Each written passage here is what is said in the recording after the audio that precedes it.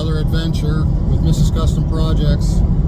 We're going to go pick up a couple of more Coyotes in Merlin, Chatham, Kent area. Well, we made it home from our adventure. Yeah,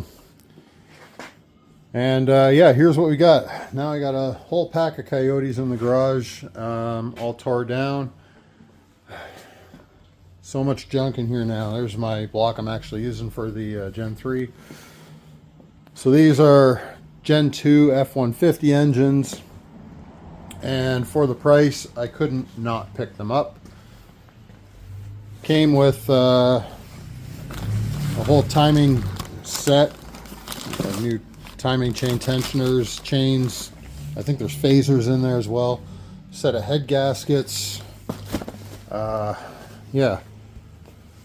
The Gen 2 stuff really has got nothing useful for these Gen 3 engines unless I do a 3-2-1 build. And I don't know, it might happen. I might just steal a crank out of that, repair the block that's over here. There we go. Right here on the engine stand. That's the Mustang block with the broken piece. So if I get a crank out of one of these Gen 2s, I'd have to get it balanced for the rods. Get another rod and piston from a buddy. I might be able to have two Gen 3s with a Gen 2 crank, which I think the crank are pretty much all the same. I just have to get it rebalanced again to match. Or I could build a Gen 2 with Gen 3 rods and Gen 2 pistons and have essentially a Boss bottom end, because the Gen 3 rods are almost identical to the Boss connecting rods. So that's my thoughts on that. Or I build a 3-2-1 with all the parts I've got and have it sitting on standby. Oh, that big box there on the bottom, that's 4 camshafts, Gen 1 camshafts. So I think I have all the parts to make a 3-2-1 if I need to. After having these in the garage for a couple days, I finally got a chance to screw around with them a little bit. So this one is all complete, from what it looks like anyway. It needs a new valve cover gasket set because they're pretty grungy, pretty beat up. There's a O-ring missing here and stuff, but poured a little oil down each cylinder, and the lowest one is like 180 psi on compression. I put a bell housing and flex plate and a starter off of some of the other parts I had. So I'm getting like 180 to 210 psi compression in them, which is good. I like that. This one, I come over here and it looks like a complete engine. First kind of red flag was that the harmonic balancer was loose. There wasn't even a bolt in it, so whatever. I threw a bolt in there and tightened it up. Rolled the engine over, and rolls over easy. Pull this off and I got no timing chain. Whatever, that's cool. Kind of new going into this. This was a bit of a basket case, and kind of a one engine was good and the other one was not good. And get over to this one, and they added the ghost cam tune to it. So that came at no extra cost. At this point, I'm not sure what's involved in building a 3-2-1 build. I'm thinking, well, the Gen 3 bottom end, Gen 2 cylinder heads. As far as the timing components, I don't know if they use the whole camshaft or just the phasers and cam gears and the crank gear, because what it looks like is I have those box of spare parts I got back here, right there. Looks like a really fat timing chain in there versus the skinny ones that the Gen 2 and 3 have. And there's also a box back here with 4 camshafts in it, said to be Gen 1 cams. I don't know if they're the actual Gen 1 cams or just the parts I need.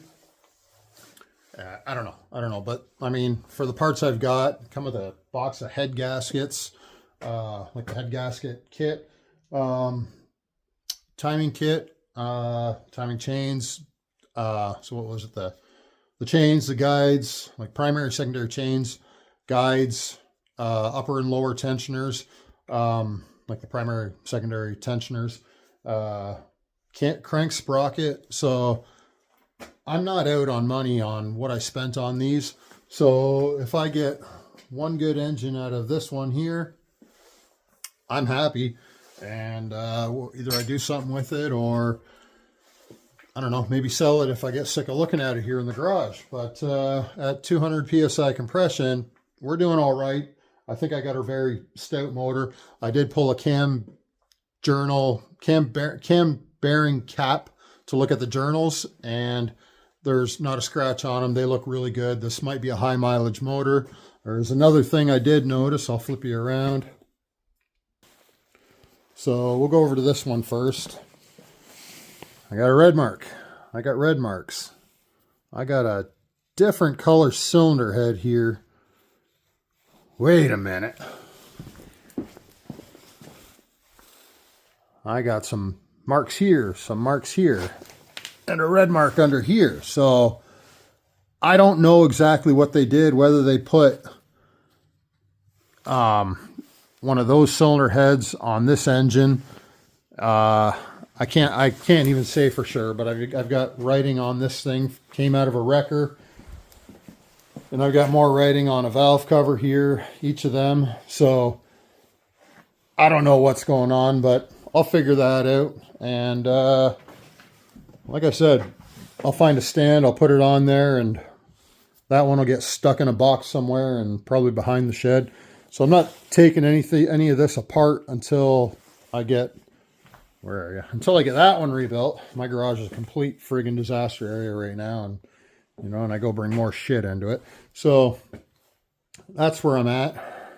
Yeah, just waiting on, the bearings are at the machine shop, crank bearings and rod bearings, and waiting on the piston rings. They're supposed to be here this week.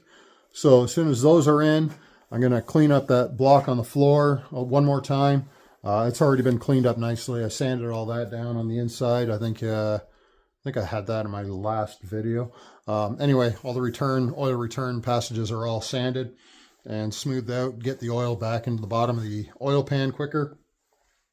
So yeah, I've got a whole friggin' pack of wild dogs in my garage here, just waiting to be kenneled up, I guess.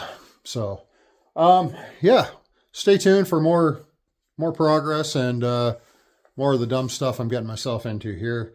But on that note, it's November 18th. We're getting closer to Christmas, and I'm going to keep on plugging away at this stuff and get an engine ready for springtime. So on that note, figure it out your own way.